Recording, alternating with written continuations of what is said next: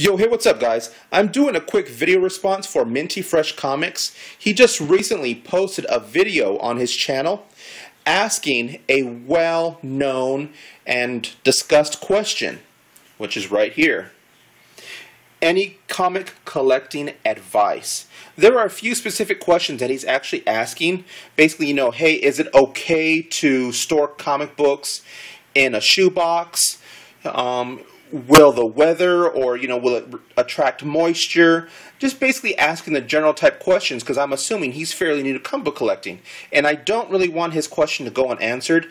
But in all fairness, Minty Fresh, dude, I'm really surprised that you didn't Google this answer or even search it on YouTube, because this question, man, it's been asked a lot on YouTube. And the reason why I know that is because I even searched this question up, a year ago when I started recollecting again. So anyways, I do want to answer your question. I figured a video response would be the best way to answer it, especially for a lot of new comic book collectors out there. Now, one thing I do want to point out was, with your collection, you know how you're storing your comic books in a shoebox? To answer that properly, do you want to keep your comic books, man? Are you going to keep them like for your children or your grandchildren to pass down? Or are you just collecting comic books just to read? Man, if you do want to keep your comic books, for your kids or for future generations, you do want to go ahead and get a comic book box. Now, one thing I do realize, I'm pretty sure you do sound a little young. Forgive me if I'm wrong. Maybe you're 20 or 40 years old. Maybe, I don't know. But if you are a little young, I can understand maybe money can be a concern, and sometimes with these collecting hobbies, money when it comes to buying certain supplies is a factor for especially the younger generation. Now, for an example, these boxes, these comic book boxes, I really recommend Comic Defense. I believe they're about $6 a box, and it comes with a lid, of course. I really recommend storing your comics in a standing up type situation. The reason is because one thing I do want to point out, see this right here? See how it starts to curl? It's not completely straight like these back ones. It starts to curl when you're stacking comics one on another, and they don't have backing boards. Well, regardless, if they do have backing boards, if they're all exactly lined up, you're going to notice they're just going to start to curl. Every single comic book, because of the stapling, the folding of a comic book. There's more to it on this side of a comic. And if you take a look, let's see, focus. Because of this binding, it creates a curl when you stack comics, and that right there does affect price and may eventually damage your comic books when it comes to bending. These ones in my comic book box, guys, don't really worry about it, because these ones are reader copies that I've had for a few years. I used for art references when I was in the mid-20s, early 20s. So I really don't have any connection towards these comics. Just, hey, I've read them and they're part of my growing collection. That's pretty much it.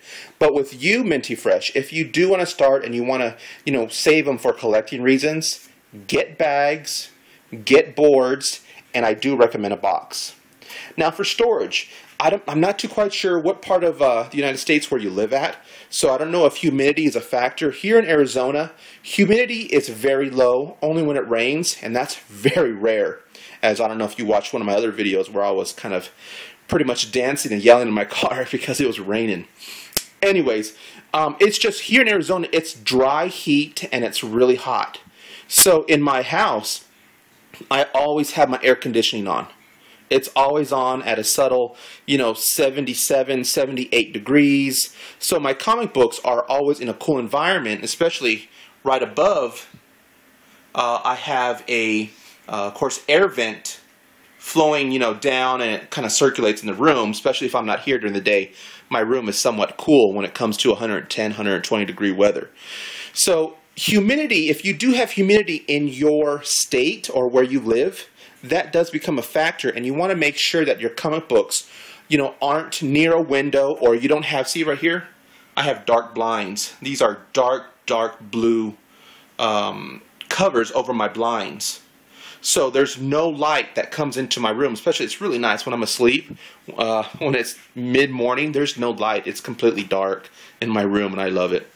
So in this comic book room that I have, guys, or at least my getaway room, if I want to say, it is really, really cool. I mean, temperature-wise, I believe right now it's like 75 in here. Dust does play a factor. If you don't really cover your comic books or have lids, you have it open, dust can cake, or at least it can stack up, and it can start, you know, if you feel a comic book, it feels rough. It feels like textury. It doesn't feel right. Dust and dirt. And especially you want to keep them in bags because of bugs. These silverfish little bugs, they eat paper. So there's a lot of things I want to, you know, I can throw out at you, but I don't want to really make your head spin. But out of the answers or questions you've asked, the answers that I gave you can get you started. Okay, so if you want to keep your comic books in shoe boxes, that's fine. But I really recommend, if you can't afford these boxes, stack them like this, man. Stack them like this. So let's say you have a stack of comic books, right? This is a perfect example. Okay, so get a small stack like this. Okay, and then what you want to do is flip them, turn them around, upside down, so this way the spine is on the opposite side. Okay, and do it for the same. Get a small stack and then flip it around. You see what I'm doing? So this way, if you keep them all in the same orientation, you know, meaning that if all the spine edges are on this side, it's going to start to build and it's going to start to curl.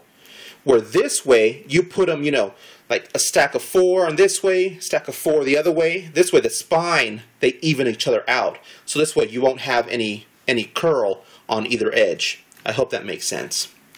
So that's pretty much it, man. If you have any questions, hit me up, let me know.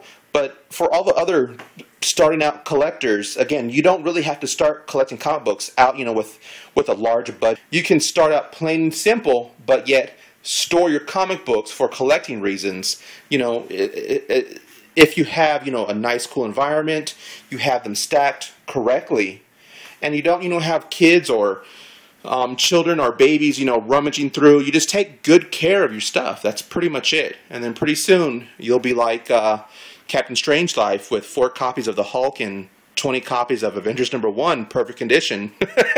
You know what I mean? So no, I'm kidding. I'm really kidding.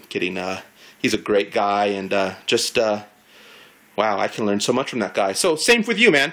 Hit us up. Hit anybody up that you have questions on regarding collecting comics, and we'll all answer. Hopefully, well, at least I do. So yeah, that's it. Peace.